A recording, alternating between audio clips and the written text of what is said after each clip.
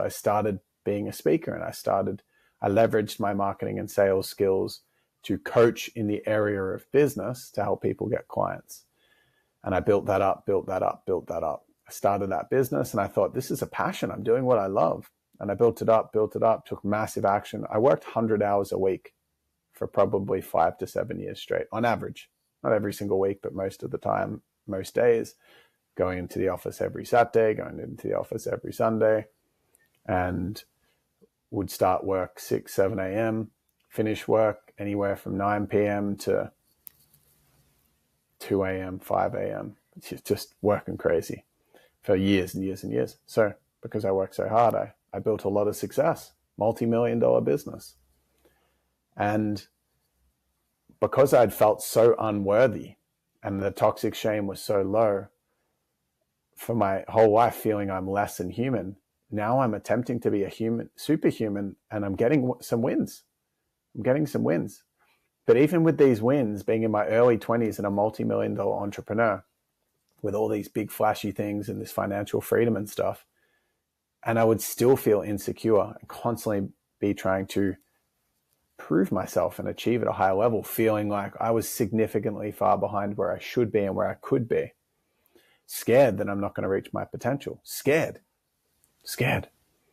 And so my attachment was being the greatest of all time at something. That was my attachment.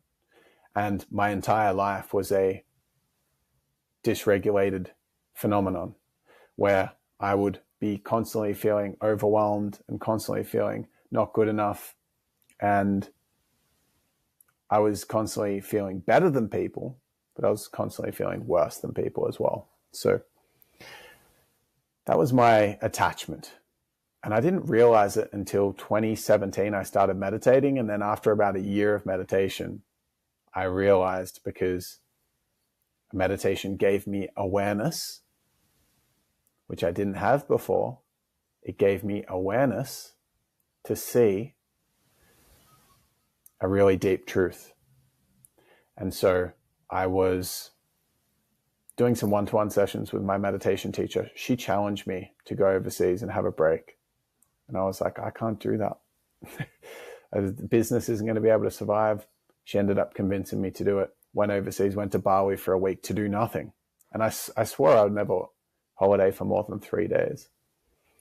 And I was doing this 7-day holiday where I wasn't really doing much. And after 3 days of having space, and after meditating for, let's just say, I don't even know how long, my time frames are usually warped.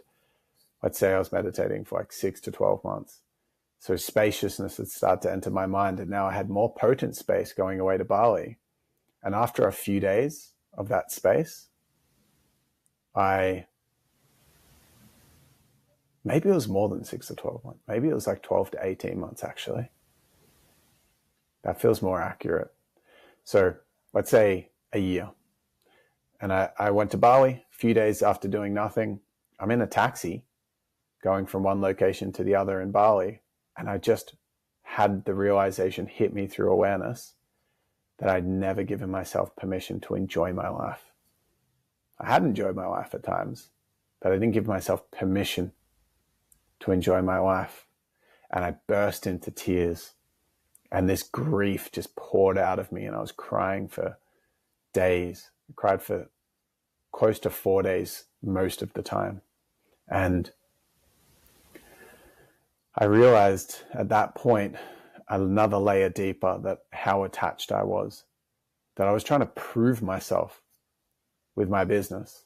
I donated over $100,000 to charity and had a coaching business where I was helping people, which was true. It was a service-driven business, but inside, the thing that was driving me, that was having me work so hard and build the business, was fear of not being good enough. And so that whole thing led me to burn myself out. I had intense adrenal fatigue, where there was no cortisol being produced in my body. Like, it was just, my adrenals were completely burnt to the ground by being dysregulated, overworking, and ignoring my body so hard. I was burning my relationships with my family, my sister, my staff, my friends, my intimate relationship was super toxic because I just didn't give it attention. I had no awareness.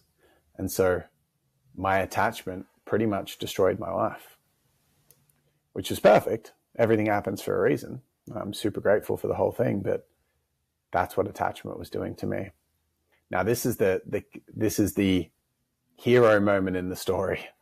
When I had this realization and I allowed it to integrate and assimilate in my system for the months or however long it took, I then realized if I actually want to be a role model, if I actually want to experience a life of high quality, I can't just be loving myself conditionally like this. And my biggest attachment right now, that I think I would be dead if I didn't have this business, if I didn't have this mission. This is everything to me. In other words, I was saying I'm inherently less than human, and this is my only shot at being more than human. And without being more than human, I'm less than human. And with being less than human, I'm constantly in fight or flight, and I don't deserve to be loved, and I'm unsafe. So I can't not have that. And I realized that. And when I realized it and I assimilated the realization, I made the most courageous decision of my entire life. And that was to shut my business down, shut the thing that I had the most attachment down. And I then put myself in a position where my intention was to learn to love myself without having that identity of being the big shot young entrepreneur. And that was the beginning of actually opening up to life. And people will be like, why would you do that? Because I had a very profitable business. Went through some huge financial hemorrhaging as I was growing too fast. And then I turned it around and got it very profitable. But I knew it was a knowing deep in my heart that it was time to shut this thing down. And that decision was the most courageous thing I've ever done, because I essentially said, I'm going to look my biggest attachment in the eyes and I'm going to say goodbye. And that put me in a position where I had to learn to regulate and feel safe and feel whole and feel worthy without the thing that all my survival and identity and conditioning and security and confidence was built off. And that was the most liberating journey that I've ever been on. And so now when I work with people, it doesn't necessarily mean that there's anything wrong with having a successful business. I have a successful business. It's much smaller than it used to be, but it's going to grow over time, and I'm going to continue to develop and grow in business. There's nothing wrong with that. There's nothing wrong with wanting a partner. There's nothing wrong with any of the content of what people are attached to. It's the context that underpins the attachment. It's what's the desire built off? Is it something that you need to feel good enough? Or is it something that you already feel whole inherently? And then this is just something that's a beautiful bonus. Because that is freedom. That is freedom.